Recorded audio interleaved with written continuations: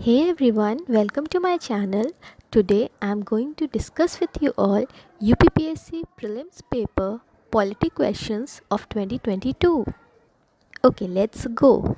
So the question 1 is you have to match list with 1 with list 2. So list 1 it is of committee and list 2 is the year of appointment. Balwant Rai Mehta Committee, Ashok Mehta Committee, LM Singhvi Committee and PK Thangan Committee. तो बलवंत राय Mehta committee appoint की गई थी community development programme जो था उसकी working को examine करने के लिए और ये अपॉइंट की गई थी 1957 में।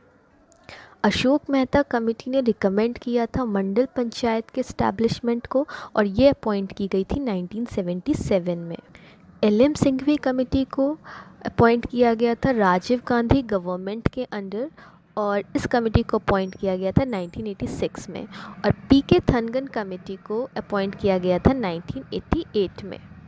और पीके थनगन कमेटी ने रिकमेंड किया था constitutional recognition for the local government bodies. So if we check in the serial order, option B is correct. Balwant Rai Mehta Committee 1957, Ashok Mehta Committee 1977, LM Singhvi Committee 1986 and PK Thangan Committee 1988.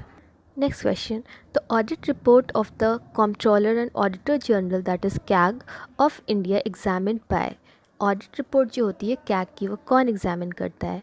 A the estimates committee, B public undertaking committee, C public accounts committee, D none of the above. So the option C is correct, that is public accounts committee.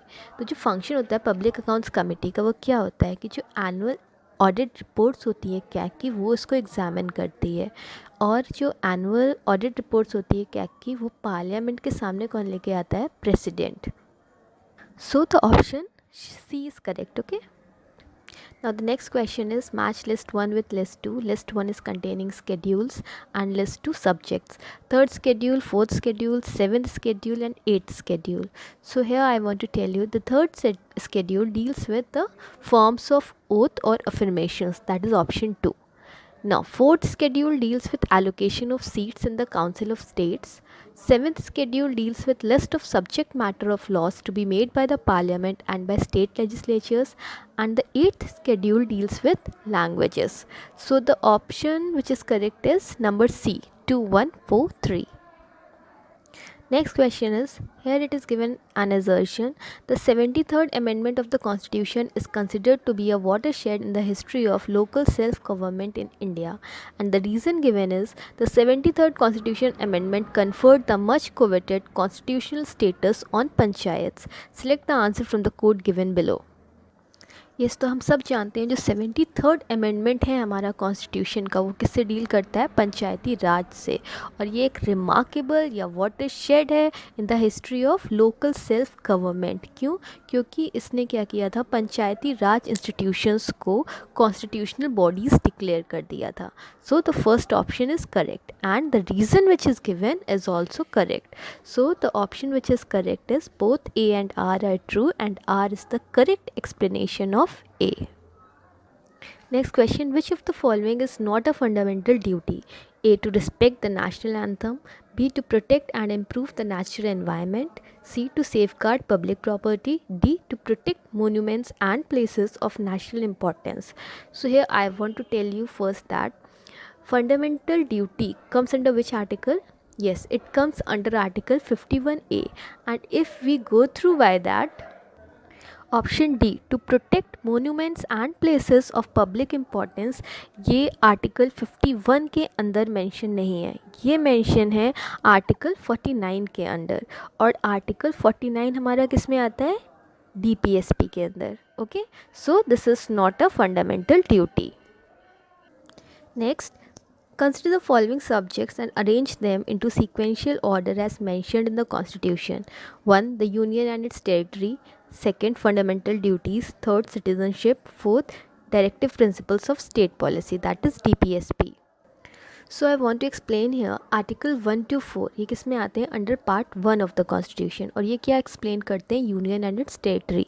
जो part 2 है हमारा constitution का जिसमें articles आते हैं 5 to 11, ये explain करता है सिटीजनशिप.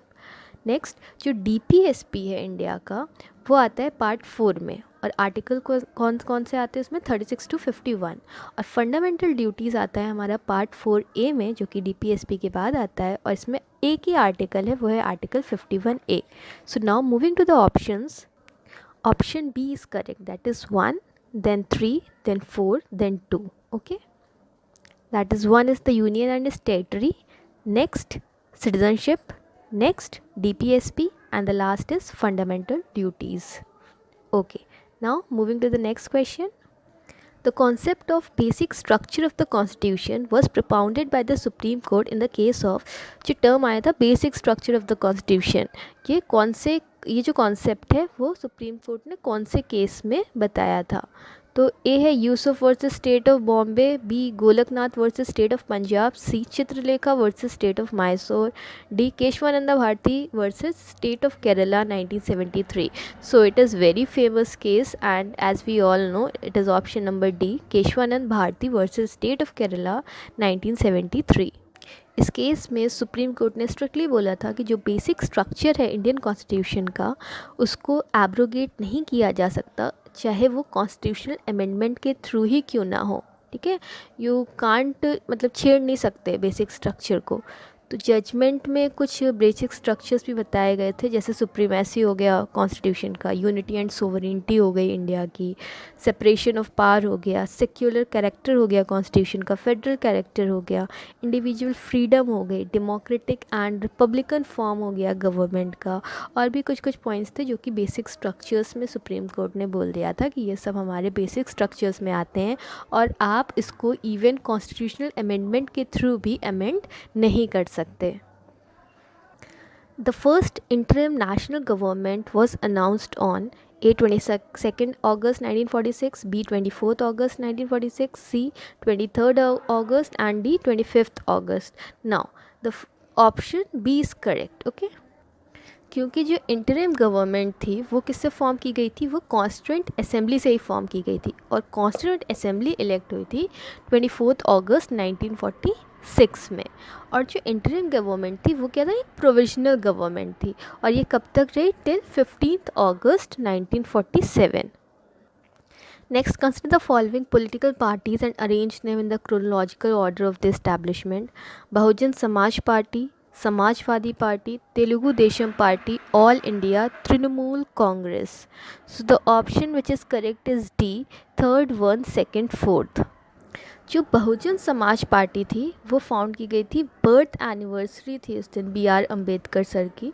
तो बी आर अम्बेडकर सर की बर्थ एनिवर्सरी कब होती है? दैट इज़ 14 अप्रैल 1984 में. ठीक है, किसने फॉर्म की थी? काशी राम ने. नेक्स्ट, समाजवादी पार्टी फॉर्म की गई थी 4 अक्टूबर 1992 को. किसने की थी? मुलायम सिंह यादव ने, and it was based in UP, sorry it is based in UP. Next is Telugu Desam party, जो कि फाउंड की गई थी एन.टी. रामाराव के द्वारा, और कब फॉर्म की गई थी? 29 मार्च 1982. नेक्स्ट आती है all India Trinamool Congress, that is AITC. वो फाउंड की गई थी 1998 में. किसने फॉर्म की थी? मिस ममता बनर्जी. और कब, कहाँ पे? West Bengal. So the option D is correct. Okay, next, by which amendment of the constitution Delhi has been made national capital region? कौन से अमेंडमेंट से दिल्ली को NCR बना दिया गया था? सो the option is a 69th amendment जो था इंडियन कॉन्स्टिट्यूशन का, उसने एक स्पेशल स्टेटस दे दिया था दिल्ली को. 1991 में एक अमेंडमेंट पास किया गया था जिसमें दिल्ली को एक स्पेशल स्टेट बता दिया गया था और उसको नेशनल कैपिटल टेरिटरी डिक्लेयर कर दिया गया था. So guys, this was the part 1 of Polity Questions 2022. Stay tuned for the next and the last part. Tomorrow same time, same channel, 9 p.m. Bye.